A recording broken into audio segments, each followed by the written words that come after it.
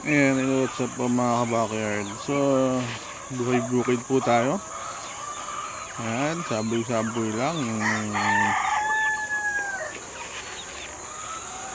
mga pagkain para sa mga alagang pabo, manok, bibe. Ayan.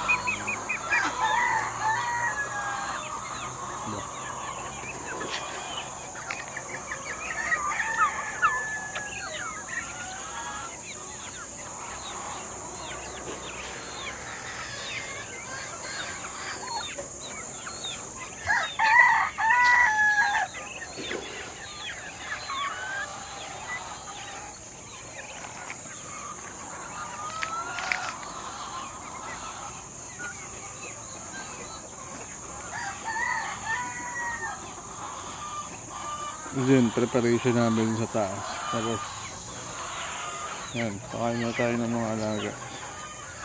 Itong mga black na yan, mga shamo yan. Yan. Yan, tingnan nyo, iba yung laki nila sa mga, ayun o, sa mga sisiw na yun. Ayun, laki yung mga dinosaur.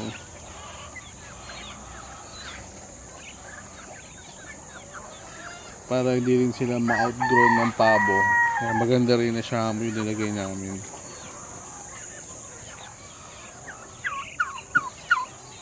Baka may naghahanap, marami kami dito. Bibi, o.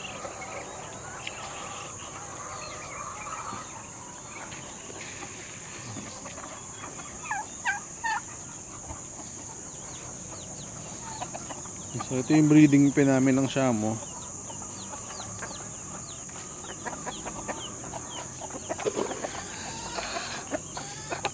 Ito yung tundang. Ito yung purebred namin na dalawang inahin.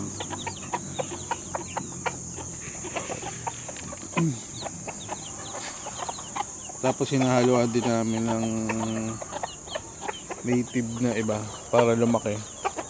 Pero ito baka katayo na itong isang inahin na to. Yan.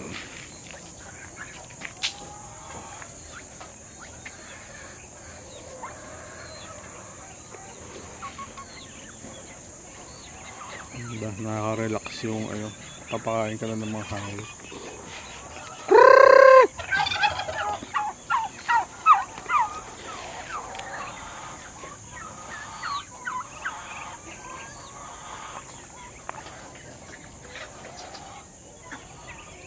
Isang kabuma to, sunuran sila.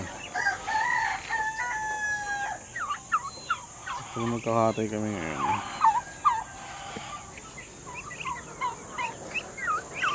Kaya ayan, napakain lang namin ng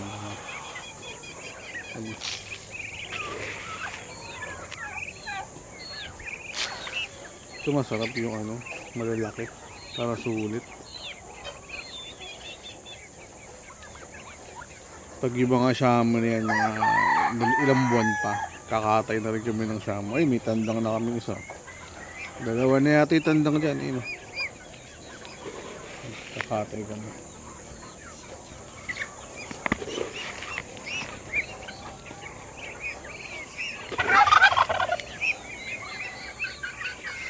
So, yun lang. Salamat.